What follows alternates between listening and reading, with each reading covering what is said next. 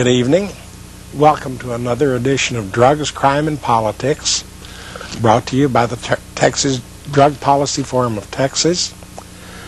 I'm your host, Buford Terrell. With me tonight, my companion, Clayton Jones. We're going to spend the next hour talking with you about some aspects of our drug law and the place of drugs in our society. Remember, you can call in and we will respond to your phone calls online. If you're watching this by tape delay or over YouTube, we have an email address on the screen. You can get in touch with us through that email address and I will respond to it. Some of the email we will discuss on the air the next show after we get it. This has been a week full of all kinds of news. And I think the most amusing, at least, if not the most important, is Michael Phelps and the bong hit heard around the world. And I think for the couple of days since the picture broke, it's probably gotten more coverage in the press than the violence in Mexico or Afghanistan either. Or anything else. Yeah, just roughly counting with what I've seen come over the internet, I would say that you can break the responses down into about three groups. Mm-hmm. A small minority are very, very down on Mr. Phelps. One writer even suggested that his Olympic medal should be revoked because of this. Some people think that it's horrible that he breaks the law and he should end up in jail. The Wall Street Journal was more worried about whether the sponsoring companies that are using him for endorsements will lose sales and whether he'll lose his contracts. And a couple of people were suggesting that he should learn not to smoke in front of cell phone cameras.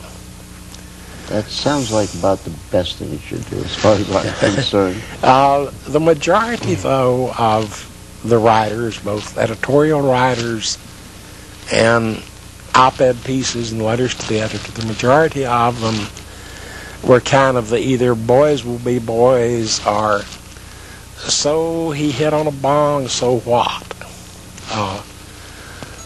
A fairly large minority, much bigger than the antis, either said there is nothing wrong with what he's done or suggested that what it really showed was that the drug laws need changing. I think that almost everything that goes on today in the news keeps showing us time and time again that the drug war is nothing more than a failure. Well, and it's just progressing to become a bigger and bigger failure as we keep going along. I think more important than that, at least as far as marijuana is concerned. And I do think that in most people's minds, there's still a big distinction between marijuana and heroin and the amphetamines. But as far as marijuana is concerned, I think most people today seem to be just accepting it as a part of modern culture and are trying to figure out what the big deal is. There really isn't. It's everything that's ever been tested on it. It's less harmful to a person than alcohol. It's never killed anyone. And apparently it helps a lot of people. Well, you know, I have a friend. He lives in Baytown. And the man has hepatitis C and his liver's going south very quickly. Yeah. And he's been using cannabis, and I've been talking to him for the last month about what's happened on the West Coast where people have been disqualified from transplants, yeah. And my understanding is they do it on a scale. If you get to a number 22 on their scale, that's when they say you need a transplant. and he's up into the teens already. Right. And it's a terrible thing that doctors are recommending it, and the government is saying, no, you have to die. You know, speaking of the government reminds me of several other things that have been striking the news lately. When I was a kid, there was an old wives' tale that if you killed a snake, its body would keep writhing around until sunset. Well, in Washington, people may have killed the old snake, but the last week, I think, shows that there's still quite a few wriggles in the old body. The first was the large DEA raid on the medical marijuana dispensary in South Tahoe, California, nearly a week ago now. That was on the 22nd. Yeah.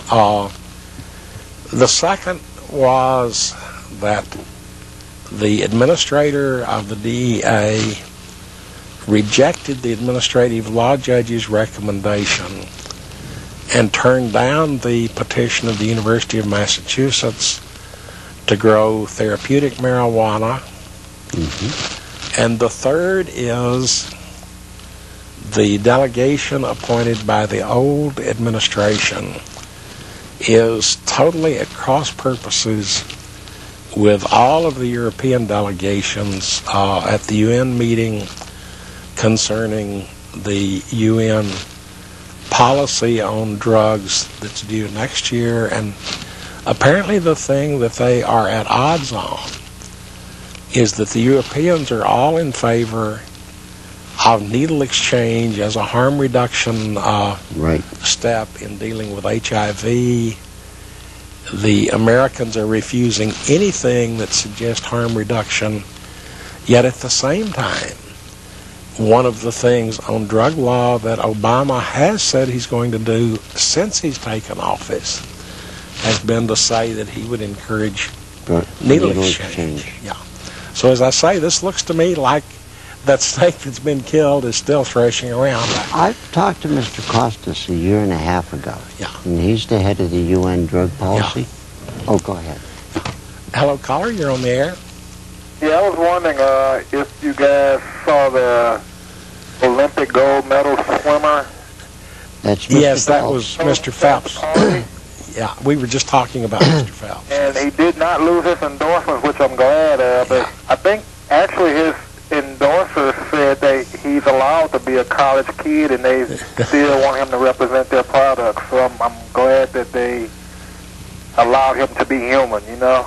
Well, good for them. I had not heard that. I think companies in the American public are coming to accept cannabis more and more readily than the government. Right, right. And I also saw in the news today an empty bus somewhere in Houston, I believe. It was full of marijuana, no one around. I don't know what becomes of it. I guess the law just takes it and puts it in the evidence room, I guess. Okay. Damn it, now I was in the wrong place today. Actually, what the police do with confiscated drugs of any kind, first, if there is a chance that those drugs will be needed as evidence in a criminal case, a large enough sample of those drugs are kept, marked, and put in the secure property facility. But all of the rest of it, and in the case where they found, I don't know, a bus full of marijuana, that sounds like a lot. Yeah. They would take a small section of that for testing and for proof, and the rest of it is incinerated. The same thing goes with the other drugs as well, if they're incinerated. It seems like the kind of gets lost from the property room to the fire. Somehow that stuff that's been a problem all across the country, and right now in the local area, Galveston has got a major problem in that there have been a lot of things. I mean, this was even before Ike, but evidence from several cases had disappeared from the property rooms. Now, drugs are what this happens to a lot, but for instance, in Houston a couple of years back when we had a big problem with it, a lot of the missing evidence was guns. They started finding this out when guns that turned up in later criminal arrests, they traced back and found they'd come from the police evidence locker. That's what we like. Good crooked policemen. Good crooked policemen, unfortunately, are a side product of any prohibition law. Don't know if you have looked very much at alcohol prohibition, but our dear buddy Al Capone used to brag that every policeman in the city of Chicago was on his payroll. And judges. I think Al probably exaggerated a little. But even though it was exaggerated a little bit, it just goes to show you that even today, that there is still problems with corruption in police. My favorite story was when ICE was reorganized as Homeland Security, and they started a new program of air marshals to send undercover armed guards on airline flights. Within about the first week of operation, 2 of the first of the air marshals to fly out of Houston were arrested on their first flight for attempting to smuggle cocaine on that flight. And the ironic part of it is both of these guys had transferred into the air marshal program from the DEA. Well, you know, I still just don't get it. It doesn't work. They can see it. There's such corruption from the bottom up. And you can't get politicians to say the word that it needs to be changed. In the period from 1920 to 1930, over 30% of all of the agents hired by the Federal Bureau of Prohibition were dismissed, or forced to quit, or convicted for corruption charges involving alcohol. In 1930, the whole Bureau of Prohibition was dissolved and reorganized because the son and son-in-law of the director of the Bureau of Prohibition were both working for Nicky Arnstein, who was one of the biggest bootleggers in the country. In the middle 1930s, the Secretary of the Treasury had to step in over the director of the Bureau of Narcotics and fire over 1/3 of all of the prohibition agents in the New York office because of corruption. In the late 1950s, the same thing happened with over 1/3 of the prohibition agents crooked. Now, they tried to keep this one quiet. That was why it was reorganized to the Bureau of Narcotics and Dangerous Drugs. And a week after that was done, the head of the Miami Bureau of the Department of Narcotics was canned for corruption. I mean, you can't have that much money without corruption. It's time for us to take a break already.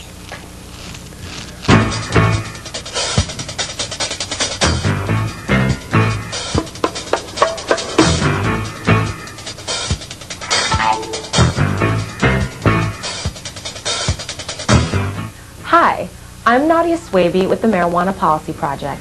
Welcome to Marijuana 2-Minute Truth. We've received lots of emails from viewers who want to know about the long-term health effects of marijuana, particularly what, if any, damage smoking marijuana causes to your lungs. Your lungs bring essential oxygen into your body, so of course hurting your lungs is a terrible idea. Did you know, for instance, that nearly 500,000 Americans die every year from tobacco-related lung disorders? If you've been paying attention, you probably did. But do you know how many people have ever died from marijuana-related cancer? 0. No one. Marijuana has never been shown to cause cancer in humans, and the largest, most definitive epidemiological studies have failed to find an association between marijuana use and lung cancer, or any other kind of cancer typically linked with smoking cigarettes. In 2006, Dr. Donald Tashkin of UCLA published what is perhaps the most famous of the marijuana lung cancer studies. The study of 2,200 people in Los Angeles found that even heavy marijuana smokers were no more likely to develop lung cancer than non-users, in contrast with tobacco users whose risk increases the more they smoke. Interestingly, this study was funded by the National Institute on Drug Abuse. Dr. Tashkin was later quoted in the Washington Post. We hypothesized that there would be a positive association between marijuana use and lung cancer, and that the association would be more positive with heavier use. What we found instead was no association at all, and even a suggestion of some protective effect. In fact, some scientific studies have shown a trend toward lower lung cancer rates among marijuana smokers than non-smokers, suggesting that marijuana's active components, cannabinoids, have anti-tumor properties. Take a look at these findings. Cannabinoids are selective anti-tumor compounds, as they can kill tumor cells without affecting their non-transformed counterparts. A strong and statistically significant anti-tumor effect was observed, in particular for a highly malignant human breast carcinoma cell line. Cannabidiol and cannabidiol-rich extract counteract tumor cell growth. This should not be taken to mean marijuana is good for you. No one is saying that. But how can marijuana be illegal when it has never been proven to have killed a single person through overdose or illness in 5,000 years of recorded history, while in the next hour, approximately 50 Americans will die from a tobacco-related illness? This has been your 2-Minute Truth. Marijuana has not been shown to cause lung cancer, but cannabinoids may help fight cancer. I'm Nadia Swaby with the Marijuana Policy Project. Don't forget...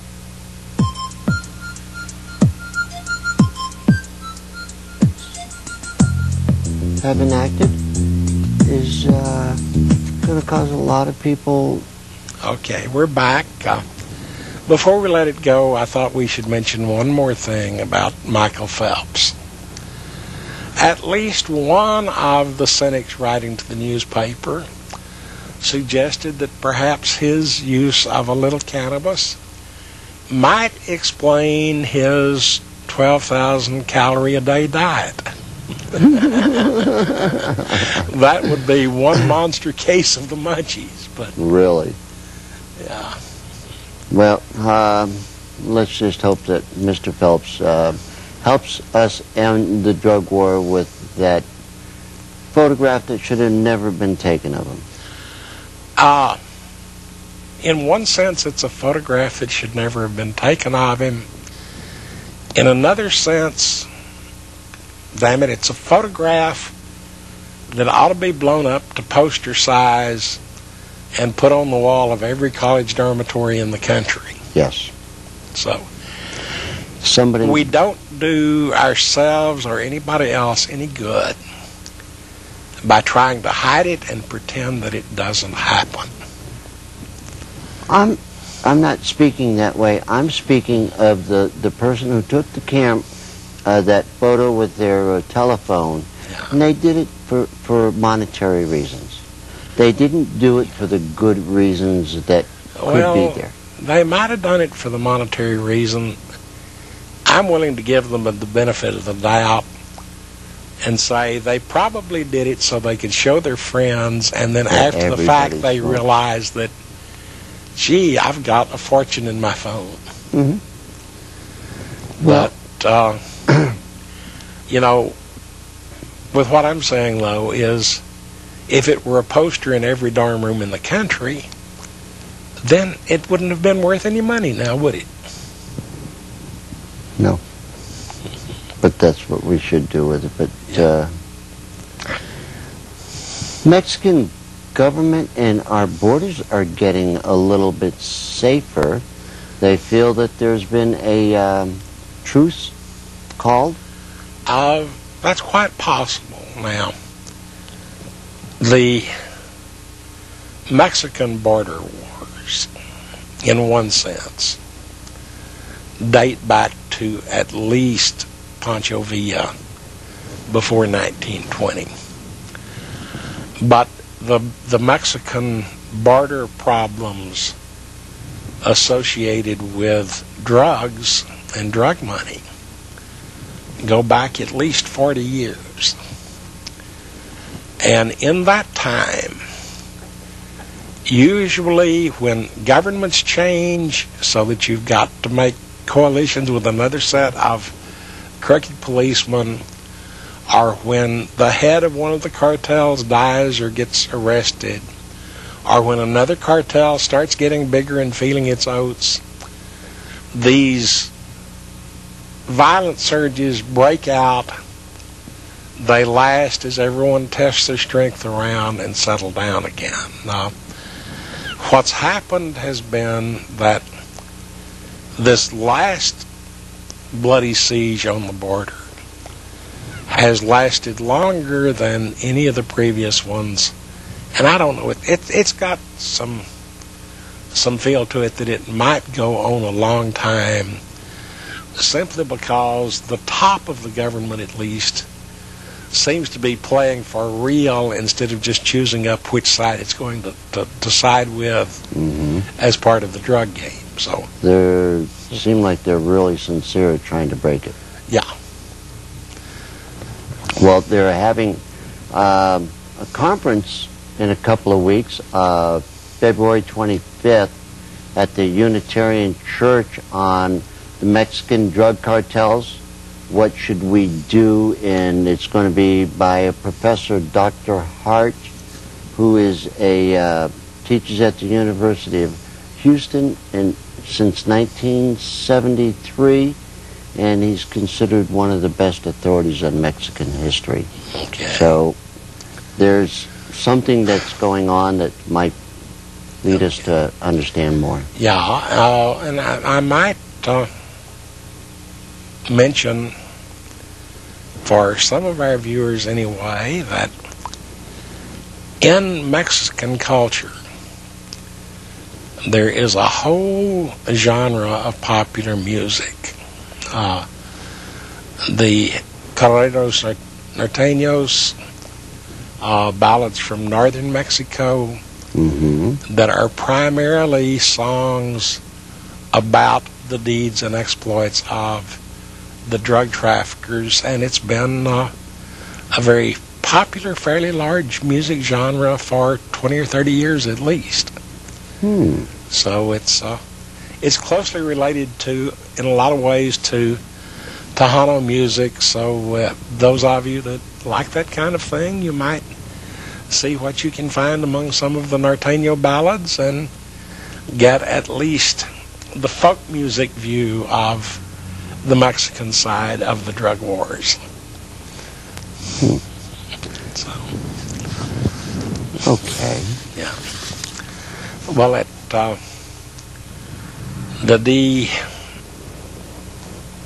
DPFT meeting last week, there was some discussion of what's going on in Austin during this legislative session, especially potential for medical marijuana legislation.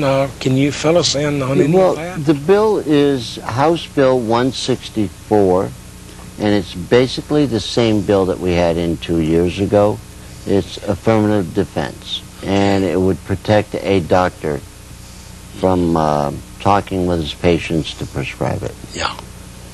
Well, it also provides an affirmative defense to the patient, doesn't it? Yes. Yes. So if somebody got caught using it and they were medically needing it, they would be able to go to court and use it as a defense, which you cannot do now. Yeah. And, you know, that's been one of the real problems is under current law. It's been very, very hard, if not impossible, to get any medical evidence in front of juries on marijuana cases. A few months back, we had a case that... We had the one case, I believe, somewhere up around Amarillo. Yes. Where a guy got an acquittal from a jury for medical necessity. After the judge allowed him to show proof of medical necessity. He had HIV and he was doing not so well. Yeah. And the jury came back and acquitted him with medical necessity. Okay. Which also I found out that it was the first case that has gone to trial for possession in Texas in over 7 years. That's not surprising. Well, they coerce you, the prosecutors. If you don't plead guilty to this way, we will make you really suffer if you try to fight it. Well, Isn't that their way? I rail a whole lot about police and prosecutors both. But the sad, realistic fact about the criminal justice system is that most people who are charged with crimes are in fact guilty. And right now, in this state, if you possess between 1 ounce and 2 ounces of marijuana, you are guilty of a crime that can draw a sentence of up to 1 year in jail. Now, over 90% of the criminal cases in the United States are handled by plea bargains. It costs a lot of time, effort, and money for the state to try a case. The defendant has got a lot at stake by going to trial. So most of the time, since most of the time the guy is guilty, it's to the benefit of both sides if they work a deal out. And usually they both know enough so that the plea bargain comes close to being the going rate for that crime. If the DA offers you 6 months in jail, and if you in fact possessed marijuana, you would be a damn fool to go to a jury and risk a full year. Well, that's speaking as an old defense lawyer.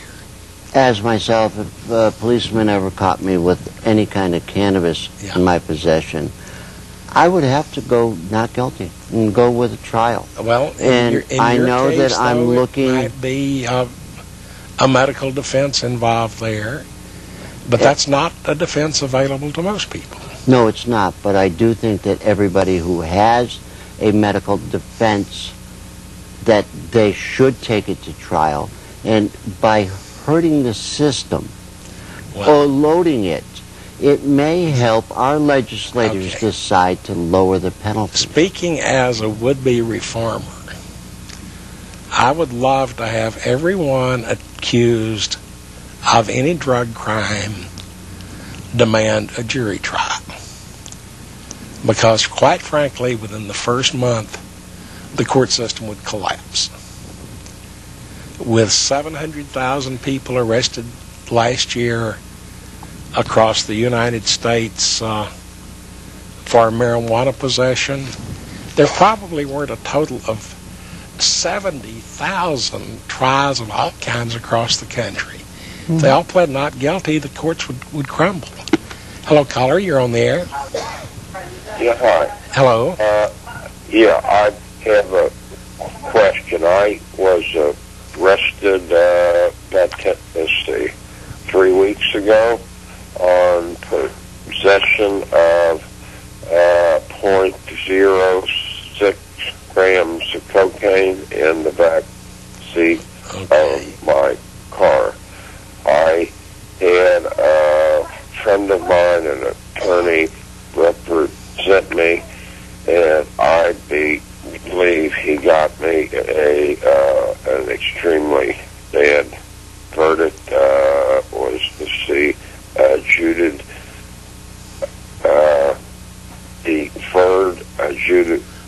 deferred adjudication, 3 years probation. Yes. And rehab, etc. Okay. My real problem was drinking, and I'm back in the program anyway. But I was told that normally that first offense thing was generally 30 days, serve half up, and that was the end of it in Harris County. Is that true or not? Okay. I can't really say. It's been so long since I've done any practice as a lawyer, but you really can't second guess something when you weren't there and don't know all of the facts. So, well, I heard the gentleman say that he got deferred adjudication and 3 years probation. That sounds awfully steep. But that sounds awfully steep. We don't know all the circumstances. Yeah. But I would say shut your mouth, do your probation, do your drug testing, and stay clean. Because if you don't, you will go to jail. I think that's the real problem, is deferred adjudication and probation, the axe is over your head. It's time for us to take another break. We'll be back shortly. Time to play Name That Drug by its side effects. Depression, delusions, hallucinations, paranoid fears, clinical depression, schizophrenia, bipolar disorder, tardive dyskinesia, and psychosis. Time's up. The answer? Ritalin, another FDA-approved product. This week in drug war history, February 4th, 1994, an unpublished U.S. Department of Justice report that indicates over one-third of the drug felons in federal prisons are low-level nonviolent offenders. February 6, 2004, the U.S. Court of Appeals for the Ninth Circuit rejects the DEA's ban on hemp foods. February 7, 1985, Enrique Camarena, an aggressive DEA agent stationed in Mexico who discovered that drug traffickers there were operating under the protection of Mexican police officials, is kidnapped outside of his office in Guadalajara. February 7, 2001. After a contentious confirmation process, new Attorney General John Ashcroft declares, "I want to escalate the war on drugs. I want to renew it. I want to refresh it, relaunch it, if you will." February 8, 1914. In an example of the role of racial prejudice in the genesis of U.S. drug laws, the New York Times publishes an article entitled "Negro Cocaine Fiends, New Southern Menace." February 9, 1909. Congress passes the Opium Exclusion Act. February 9, 2000. Deborah Lynn Quinn, born with no arms or legs, is sentenced to 1 year in an Arizona prison for marijuana possession and violating probation on a previous drug offense. This is Steve Nolan for the Drug Truth Network. Good evening. You're watching Drugs, Crime, and Politics on Houston Media Source.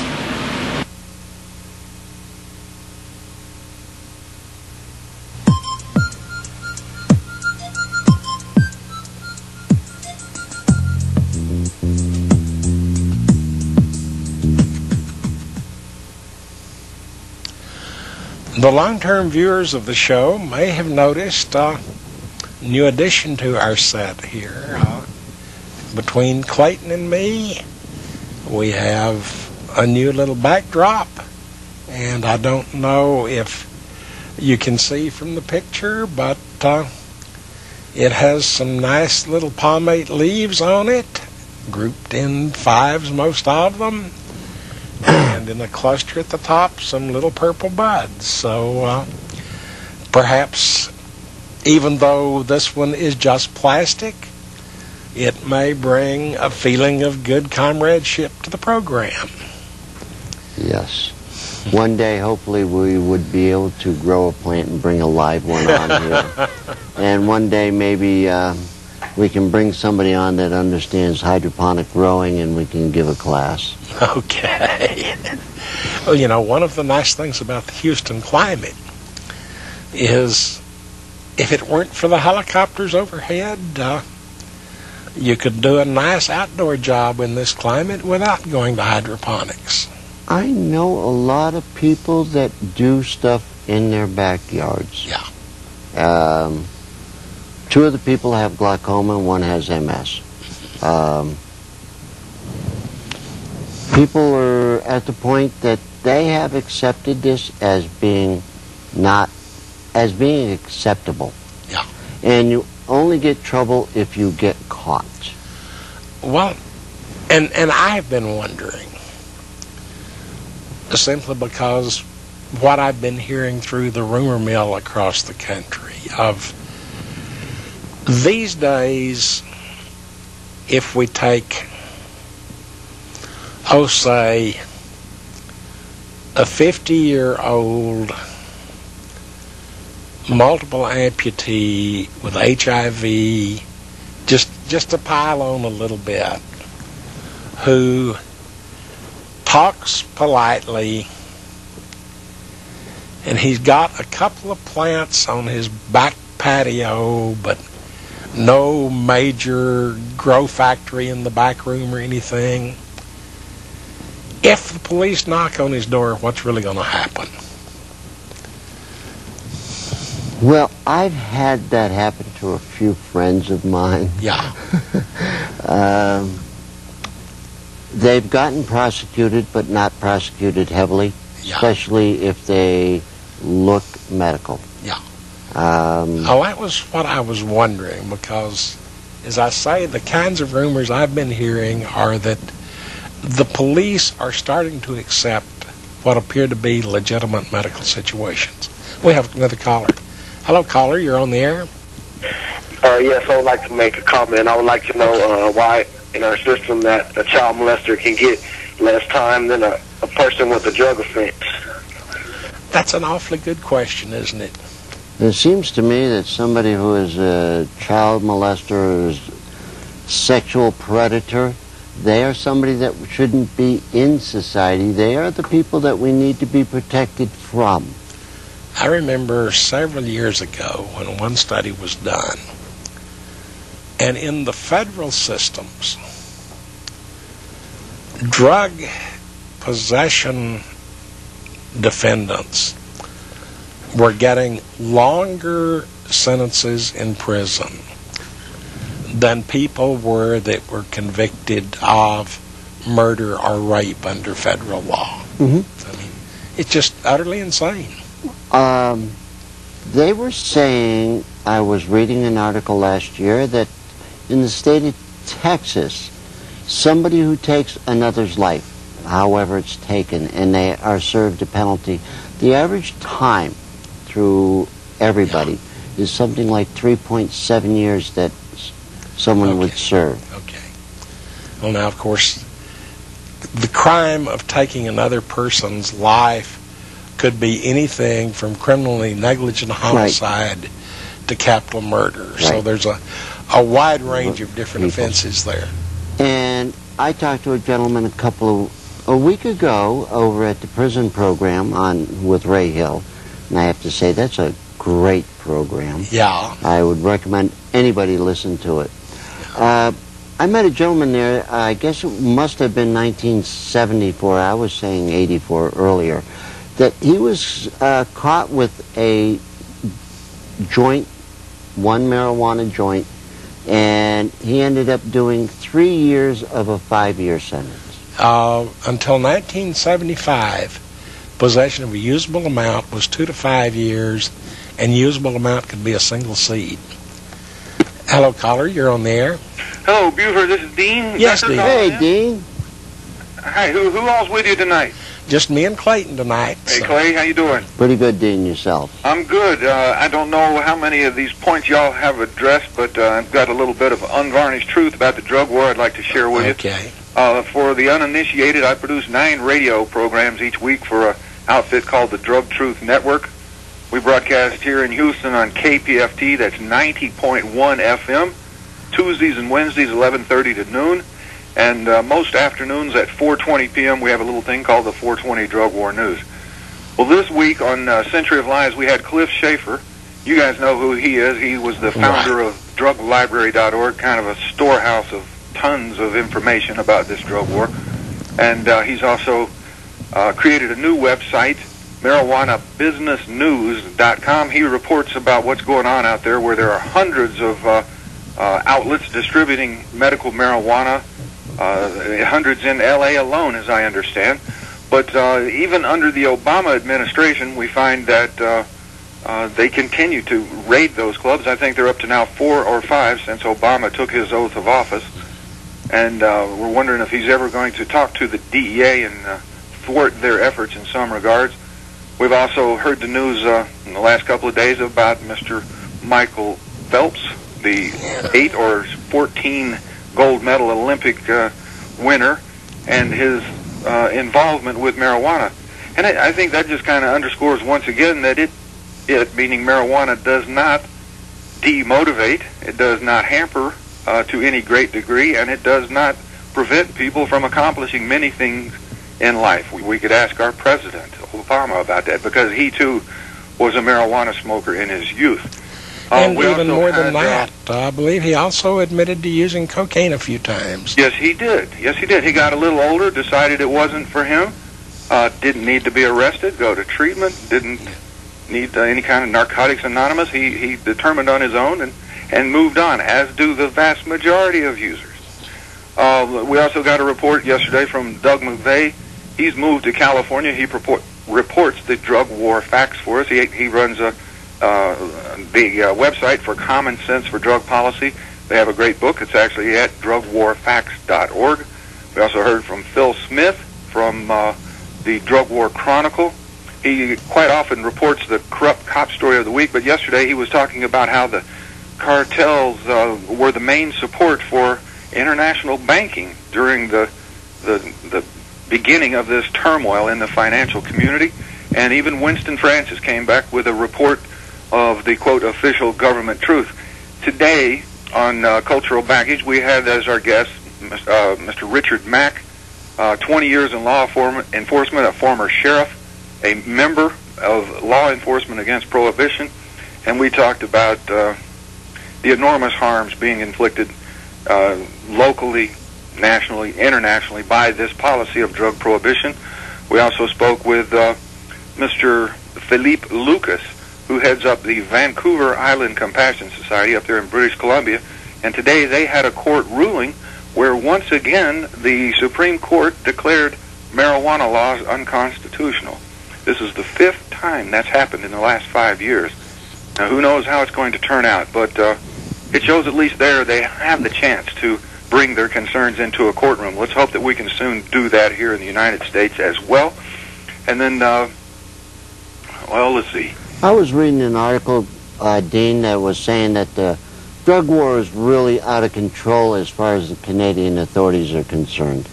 That it's just gone too far, that they feel that they really can't even get it back into control. Now, I don't know exactly what you mean there.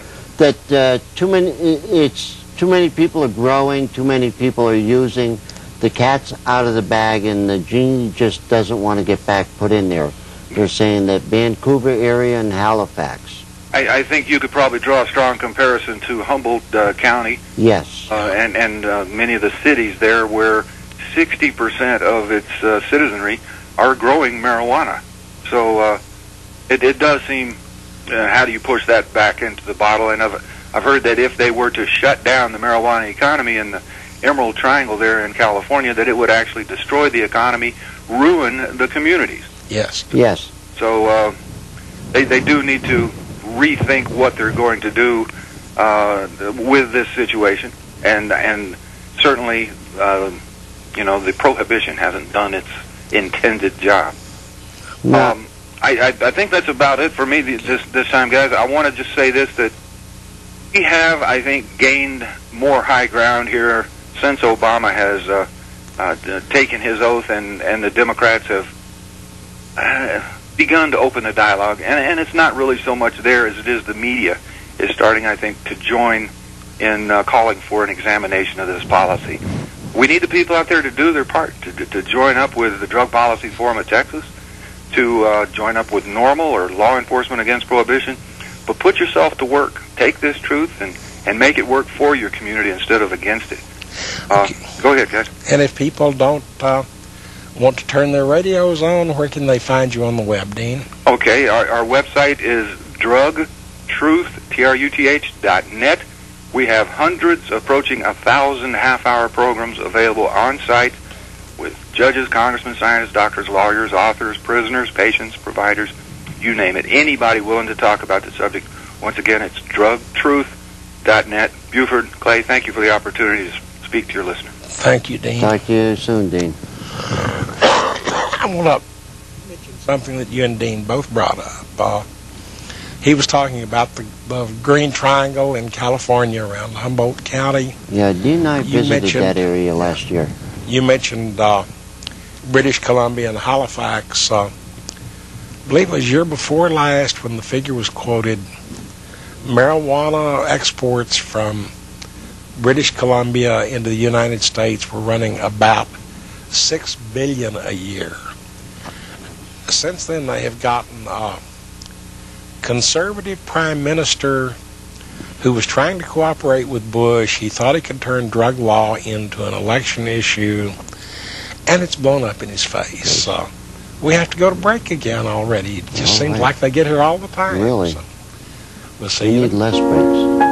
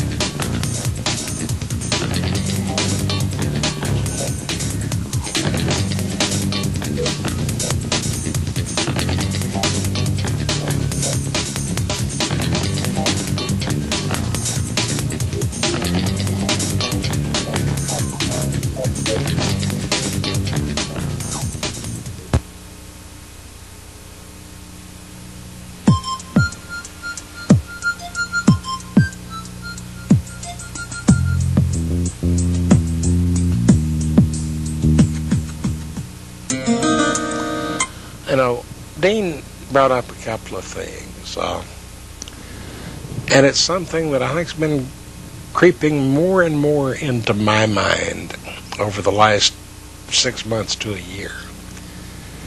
And that is that really when you get right down to it, the war on drugs is over, and everybody except the politicians and the cops realize this. Yes.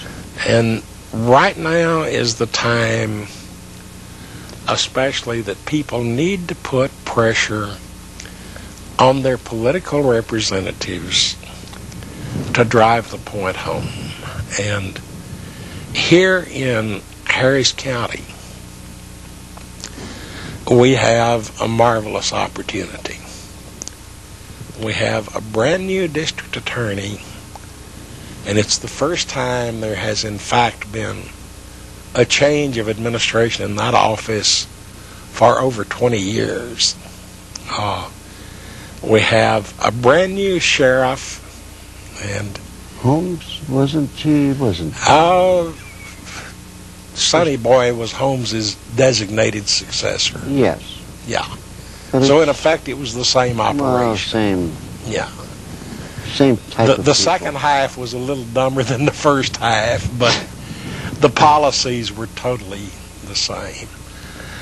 Brand new sheriff, and remember that sheriff is facing exactly the same jail overcrowding and same mental illness and jail problems the past one was. We've also got problems across the country with possible racial profiling and racial disparity in treatment. Keep the pressure on locally, and let's see what the caller has to say. Hello, caller. You're on the air. Hello. Hello. How you doing? Just fine. I wanted to know, do you think marijuana's going to ever be legal in Houston? I personally predict that it's going to be legalized, decriminalized, used medically in this country, and I think we're on the precipice of it happening. I think this recession is doing an awful lot of good for us. The prison systems, the jail systems, the legal systems, the police systems just can't take all that extra expense for something as minor as a little bit of marijuana or a piece of crack or step on the damn pipe. Yeah, I think that there's an awfully good chance of marijuana decriminalization at the federal level in this session of Congress. I may be wrong, but I think Congress is finally gotten itself in the mood where they're willing to look at things. Now, one big difference is that locally, on the state level, we have to balance the budget. And drug laws are expensive luxuries. Now, whether those people that congregate in Austin can realize the connection, I don't know. But we'll see. Hello, caller. You're on the air. I want to know Turn your TV off. Yeah. Congress is going to do to help the African American youth.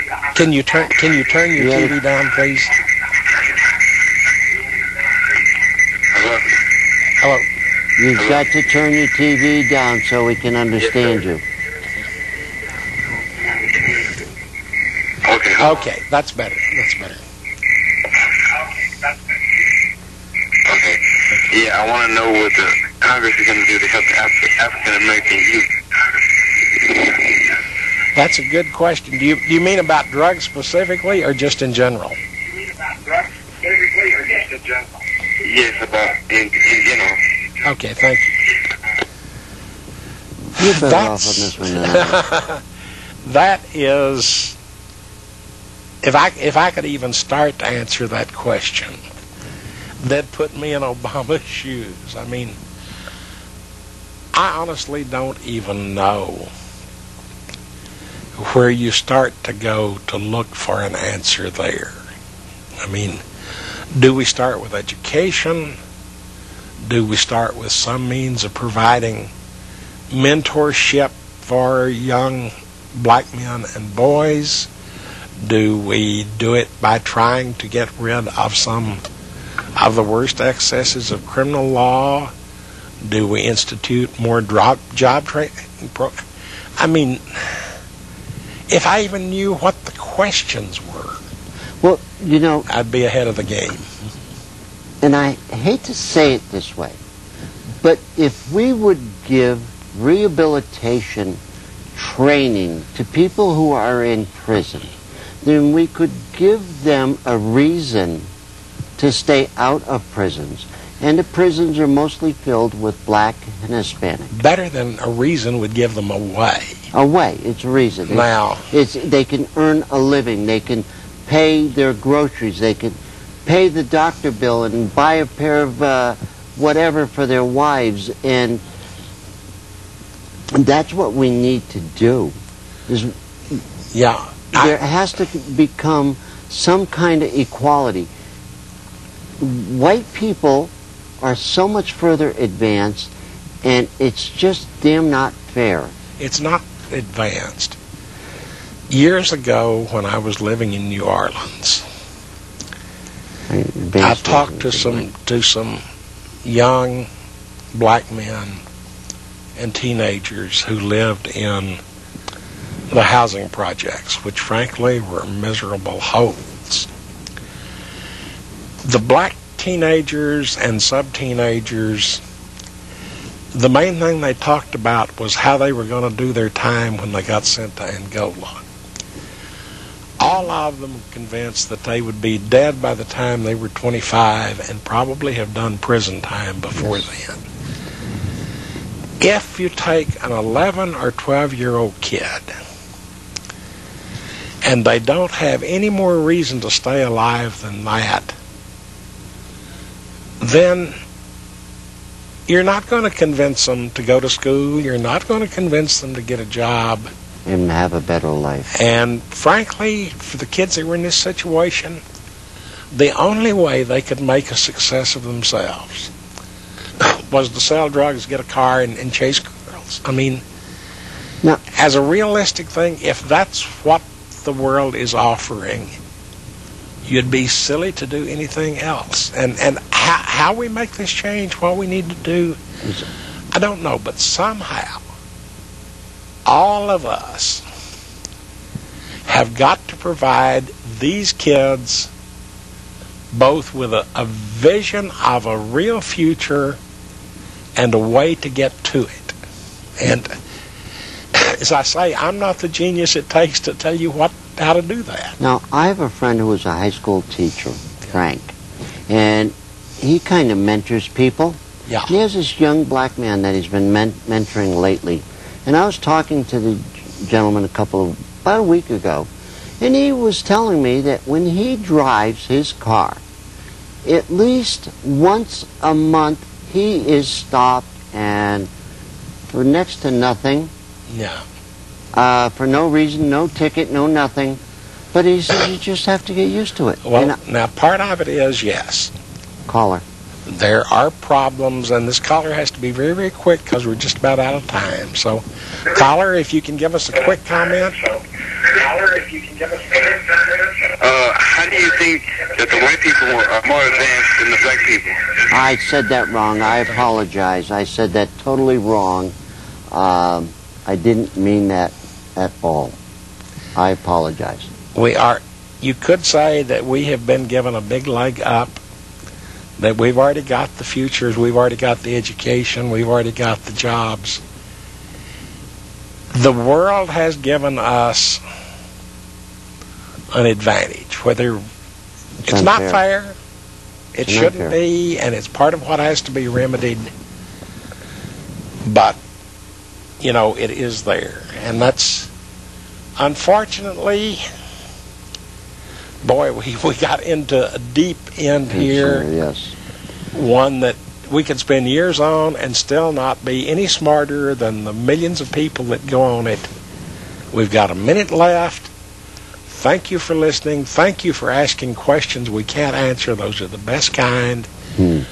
But ask the right questions of your politicians and representatives, because they're the ones you have to use to make the changes. Clayton and I thank you. We'll see you in 2 weeks. And in the meantime, bug the hell out of a politician. Thank you. Good night. And good night to you. Yes. And please, call your state representative. Tell them the way you feel about the drug war, how bad it is. And don't call them the names I would be threatening to use. Be nice, but be firm. Good night to you all.